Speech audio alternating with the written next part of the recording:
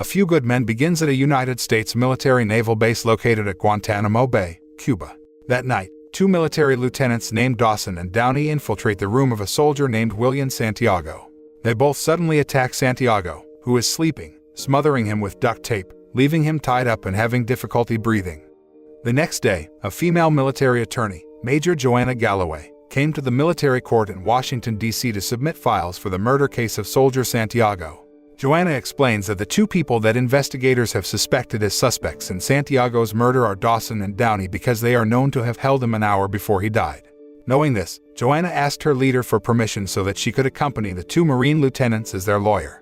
But the request was rejected by her leader because a naval officer like her was not supposed to be a defense attorney for the trial of the Navy case. Elsewhere, a lieutenant named Daniel Kaffee played softball and was approached by one of his colleagues because he was late for a meeting with the leaders that had started 30 minutes ago. The next day, when Daniel is again invited to attend a meeting with the leaders, he is asked to solve the case of Santiago's death as a lawyer for Downey and Dawson. In solving the case, he will be assisted by one of his co-workers named Sam because this is his first case in a military court. After that, Daniel and Sam go to Joanna's office to retrieve all the case files of Santiago's death case. Seeing Daniel's relaxed and lazy attitude, Joanna began to doubt that he could solve this case properly. She is concerned about this case because she finds many irregularities in Santiago's death file. All these suspicions arose after Joanna investigated various things. First, the profile of the Navy commander Jessup. Second, Santiago's request to be transferred to another unit. And third, Santiago threatened his colleague that he would expose his partner who had shot him at the Guantanamo base fence. Because of this all, she is sure that Dawson and Downey are not Santiago's killers. A few days before he died, Santiago had written several letters saying he wanted to be transferred to another unit because his physical condition was too weak. He was ready to expose all the violations at the Guantanamo Naval Military Base. The letter was known by Jessup, the U.S. Naval Military Base commander in Cuba. He was very angry with the spread of the letter. He felt the letter would hinder him, who was soon promoted to director of U.S. naval bases. To overcome this, he unilaterally said that Santiago had violated the military code of ethics, namely breaking the chain of command. On this matter, Jessup met with Lieutenant Markinson and Lieutenant Kendrick, the head of the Santiago barracks. Markinson advised Jessup to immediately transfer Santiago to another unit. Still, he rejected the suggestion and immediately scolded Kendrick for being incompetent to control his men. He then orders Kendrick to coach and teaches Santiago so that he does not make this problem more complicated. Markinson disagreed with the actions taken by Jessup, but because Jessup was his leader at the naval military base, he could not do much.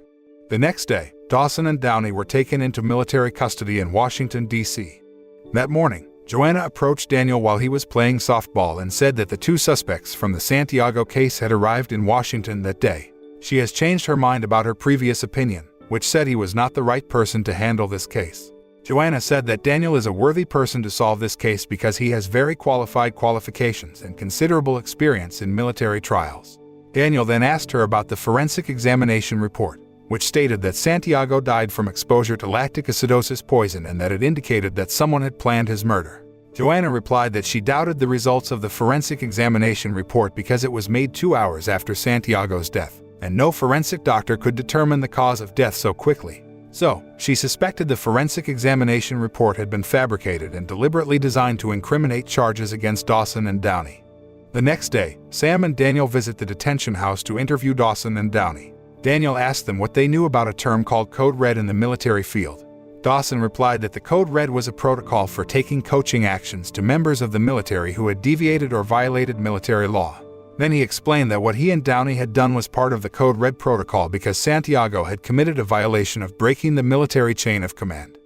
From that day's interview, Daniel concluded that Downey and Dawson thought that what they did to Santiago was part of military protocol in an attempt to enforce a military code of ethics. After that, Daniel met with Captain Jack Ross, a military auditor who would later be a prosecutor in the trial of the Santiago case at the military court. Jack said that he intends to charge the two lieutenants who are suspects with a sentence of 12 years in prison. Before Daniel leaves, Jack informs him that Kendrick ordered all other soldiers not to touch Santiago the night he died. The next day, Daniel, Joanna, and Sam went to the military base at Guantanamo to inspect the crime scene in person so they could get more information and evidence for the trial later. They interviewed Jessup, Markinson, and Kendrick to find out some information regarding Santiago. In the interview, Jessup was uncooperative and only said he had approved Santiago's transfer letter to another unit. Even he immediately felt angry after Joanna asked about the details of the chronology of Santiago's death and the ban on the use of the Code Red protocol in the naval military. Jessup claimed that he had abolished the implementation of the Code Red protocol because the regulation was not an official order from the military. Before leaving, Daniel asked for a copy of the approval letter to transfer Santiago to another unit from Jessup, but he did not respond to the request. After returning to Washington, Daniel goes to Dawson and Downey to ask if Kendrick has previously ordered them to apply Code Red to Santiago. Dawson then explained that the order to apply the Code Red to Santiago was notified directly in their room, so other members did not know about implementing it. After that, Daniel and Joanna met with Jack to negotiate to reduce the sentence imposed on the 2 lieutenants suspected of Santiago's murder. Jack said that he could reduce their sentence to 6 months in prison if they confessed to all the charges, because the case had escalated and became even more complicated after involving Jessup, who soon will be promoted. After negotiating with Jack, Daniel discusses with Dawson and Downey to admit all charges so they can get leniency, but they both refuse to admit the accusations because they only carried out orders from their leaders. Dawson said that he was worried that if he admitted to the accusations, he would be expelled from the Navy, and the dream he had been fighting for would be shattered. Hearing this, Daniel became very frustrated because their trial would take place tomorrow morning, and at this time, they still haven't got sufficient evidence or witnesses to prove that they are both innocent. The following day, the trial of Santiago's death was held in a military court. Jack then indicted before the judge that Dawson and Downey were suspected of having committed the murder of Santiago. Daniel, as the defense attorney, denied all allegations of Jack and stated that the 2 perpetrators were not guilty in the case of Santiago's death. After that, Jack explained the chronology of the incident, which became the basis for the charges against the 2 defendants. So, on the day of the incident, the 2 defendants were held smothering, and a few hours later, Santiago was declared dead due to a toxic chemical substance. Daniel denied the statement by saying that no motive prompted the 2 perpetrators to commit the murder, and no evidence of poison was found at the crime scene. The only thing that is clear in this case is the possibility that the 2 perpetrators did all this on orders from their superiors. On the next agenda, the defense presented a witness, namely the head of the barracks where Santiago's soldier was stationed, named Edward, to provide information about the Code Red protocol applied to Santiago because he had violated the military chain of command and it was considered a betrayal of the military code of ethics. Edward said that Kendrick had instructed the soldiers not to touch Santiago on the day of the incident. After that, the auditors presented a witness, Dr. Stone, a forensic examination officer of the Santiago death case. He said Santiago died from a chemical poison that had contaminated his body. Daniel then asked about the possibility that Santiago did not die from poison, but because of his illness while attaching his health document, which is known to be quite weak. However, Dr. Stone still denied this and again stated that Santiago died because of indications of toxic chemicals that contaminated his body. This sparked a debate between Daniel and Dr. Stone because he claimed that he checked Santiago's health condition regularly and stated that Santiago did not die due to health problems. In the evening, Daniel and Joanna had dinner at a restaurant while discussing the continuation of the Santiago case they were working on. In that conversation, he felt sure that his client was not at fault in this case, and they were just being used by their leaders to do Code Red for no apparent reason. At the next trial, the auditor presented Corporal Jeffrey as an expert witness to explain the Code Red protocol, the form of the Red Code, and what causes a military member to get a Red Code. Jeffrey then explained that several members of the naval military had received a Red Code because they had committed violations and various mistakes while serving at the base. The auditor asked him to look for the Code Red protocol in the Naval Military Training Module book on that occasion. Still, he could not show the chapter because the Code Red protocol was not an official instruction from the Naval Military Unit. The following night, Daniel is surprised by the arrival of Markinson, who suddenly appears in his car. On that occasion, Markinson said that Jessup had never approved Santiago's transfer letter to another division unit, and he had ordered Kendrick to provide training to Santiago. The approval letter to transfer Santiago that Jessup had previously shown was only a fabricated letter because it was only signed a few days after Santiago's death.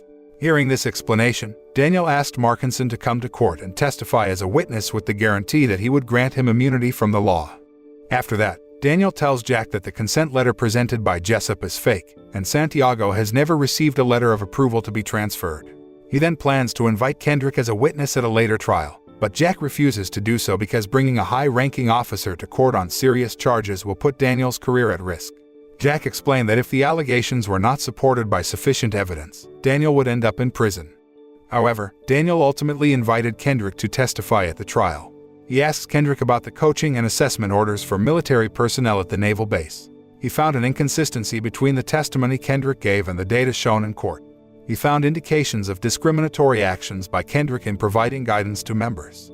The following night, Daniel met with Markinson to testify at tomorrow's trial, but he refused because he didn't want Daniel to have anything to do with Jessup. Markinson explained that Jessup would be promoted to general and serve as director of operations for the National Security Council. Thus, Daniel could be in danger of involving Jessup in a trial of a case with a serious charge such as an order to kill a Marine. The following day, Markinson chose to end his own life because he felt guilty for his negligence which had resulted in the death of a soldier. The death of Markinson frustrates Daniel because he is the only key witness who can ensnare Jessup and prove that the two suspects are innocent. Daniel realized he could lose the trial this time, so he had no choice but to invite Jessup to the court to testify. But Daniel couldn't decide that easily because it would be very risky for his client and his career. After much deliberation and debate with Joanna, he finally decided to invite Jessup to court. He prepares the strategy and all the documents he will need for the next trial because he doesn't want abuse of power to prevail over justice. At the trial, Daniel asked Jessup about his agreement to move Santiago to another unit. Daniel found something odd because Santiago was not packing at all and all his uniforms were still neatly lined up in the closet. He didn't make a call on the day of the transfer. That means he never got approval to be transferred to another unit at all. After that, Daniel asked Jessup about the order to apply the Code Red protocol to Santiago, but Jessup denied that he had given the order. Then, he interrogates Jessup with questions regarding the fabricated transfer agreement and orders not to touch Santiago, where the two instructions contradict each other. After a long debate, Daniel asked Jessup if he had given Santiago the Code Red order in a high-pitched tone. This made Jessup very angry and subconsciously admitted that he had given the order to apply the Code Red to Santiago. As a result, the judge ruled that Dawson and Downey were not guilty in this case and were proven not to be involved in any conspiracy. However, they will both be dishonorably discharged from the naval unit for misbehaving against a member of the Marines. At the end of the trial, Downey asked why he was dishonorably discharged when he had been proven innocent in this case. Dawson replies that they are guilty because they both dare not fight for the safety of people who can't fight for themselves like Santiago. The moral that can be learned from this movie is to care for people around us and fight for justice for those who cannot speak the truth with their own voices.